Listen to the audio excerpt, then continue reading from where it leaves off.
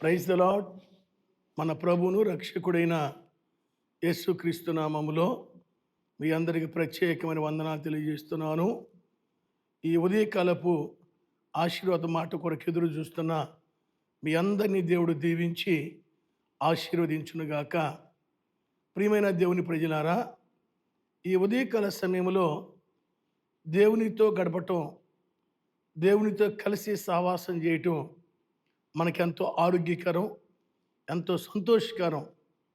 మరి ఉదయకాలంలో ఇచ్చినప్పుడు చాలామంది ఏదో బాధపడుతూ, ఏదో వేదన పడుతూ, ఏదో ఒక పరిస్థితి వాళ్ళని భయపెడుతున్న ప్రజలు ఎంతోమంది లేకపోలేదు.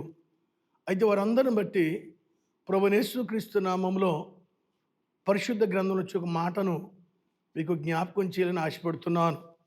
రండి, పరిశుద్ధ గ్రంథంలో నుంచి 37వ దావీదు కీర్తన 40వ వచనాన్ని చదువుకుందాం. యెహోవా వారికి సహాయుడై వారిని రక్షించును.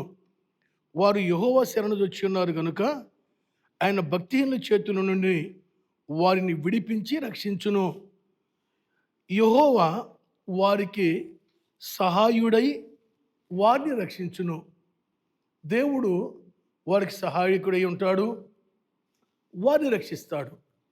ఎవరికి సహాయకుడై ఉంటాడు, ఎవరిని రక్షిస్తాడు అని మనము ఆలోచన చేసినట్లయితే వాక్యం తెలియజేస్తుంది, వారు యెహోవా శరణుజొచ్చి ఉన్నారు కనుక వారు భక్తిహీనుల చేతుల నుండి వారిని విడిపించి రక్షించును. ఎవరైతే యెహోవా యొక్క శరణుజొచ్చి ఉంటారో, ఎందుకంటే ఉదయకాల సమయంలో దేవునితో కలిసి సహవాసం చేయటం చాలా మంచిదని తెలియజేశాను కదా.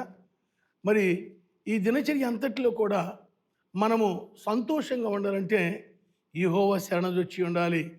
పరిశుద్ధ గ్రంథంలో యెహోషువపాతు రాజు కాలంలో మరి ఇశ్రాయేలు ప్రజలు వారి మీదకి అనేక మంది దండెత్తుతున్నప్పుడు, వారి మీదకి యుద్ధానికి వస్తున్నప్పుడు చాలా భయపడ్డారు, చాలా ఆందోళన పడ్డారు. ఈ పరిస్థితి నుంచి ఎలా తప్పించుకోవాలి, ఎలా మనం రక్షించేవారు ఎవరా అని చెప్పి వారందరూ కూడా యెహోవాను ఆశ్రయించారు, యెహోవా శరణుజొచ్చి ఉన్నారు. దేవుని ప్రజలారా, మరి ఎప్పుడైతే వీళ్ళందరూ కలిసి ఆ యెహోవా శరణుజొచ్చి ప్రార్థన చేశారో, నీవేనయ్యా మాకు దిక్కు, నీవు తప్ప మాకు సహాయకులు ఎవ్వరు లేరు, నీవే మాకు సహాయం చేసే దేవుడు అని వీరు ఎప్పుడైతే దేవుని దగ్గర వారు విజ్ఞాపన చేశారో, ప్రార్థన చేశారో, దేవుడు వారిని రక్షించాడు, వారిని విడిపించి ఆ శత్రువులను వీరి మీదకి రాకుండా హతమార్చాడు. దేవుని బిడ్డరా, ఆడ మనం చెప్పుకుంటాం, యుద్ధము యెహోవా చేశాడు, వీరి పక్షాన దేవుడు అద్భుతమైన కార్యం చేశాడు. ఎందుకు వారు రక్షించబడ్డారు? వారు దేవునిని ఆశ్రయించిన ప్రజలుగా ఉన్నారు, దేవుని యొక్క శరణుజొచ్చిన ప్రజలుగా ఉన్నారు. అందును బట్టే కదా వారికి విజయాన్ని ఇచ్చింది. గమనించండి, ఈ ఉదయకాల సమయంలో ఆ విజయం నువ్వు పొందుకోవాలంటే, ఆ సంతోషం నువ్వు పొందుకోవాలంటే తప్పనిసరిగా ఆయన యందు నమ్మిక ఉంచి ఆయన శరణుజొచ్చినప్పుడు ఆయనే నీ పక్షాన యుద్ధం చేసే దేవుడు, ఆయనే నిన్ను ధైర్యపరిచే దేవుడు, ఆయనే నిన్ను సంతోషపరిచే మహాగణుడు. ఆ గొప్ప దేవుని సన్నిధిలో మనందరము కూడా ఆయన శరణుజొచ్చి మన ఆత్మీయ జీవితంలో మరి ఈ దినచర్యలో మనం ముందుకు కొనసాగాలని ప్రభు పేరిట మీ అందరికీ ప్రేమపూర్వకంగా తెలియజేస్తున్నాను. ఇశ్రాయేలు ప్రజలకు విజయం ఇచ్చిన దేవుడు ఈరోజు నీకు, నీ కుటుంబానికి ఆయన విజయము అత్యధికముగా అనుగ్రహించునుగాక.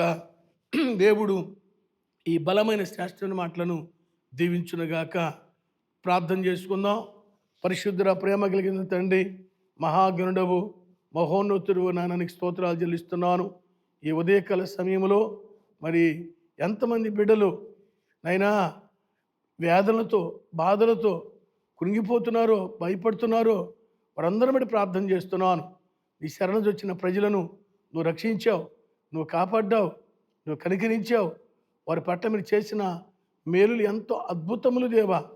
ఆ విధంగా తండ్రి దేవా, మరట్టి వారందరూ మీరు దీవించి బలపరచమని, ఈ చిన్ని కొద్ది ప్రార్థన సన్నిధి చేర్చుకోమని మహిమయు ఘనత ప్రభావం చెల్లిస్తూ యేసుక్రీస్తు నామములో ప్రార్థించి అడిగినవన్నీ పొందుకున్నామని నమ్ముచున్నాం మా గొప్ప తండ్రి. ఆమేన్.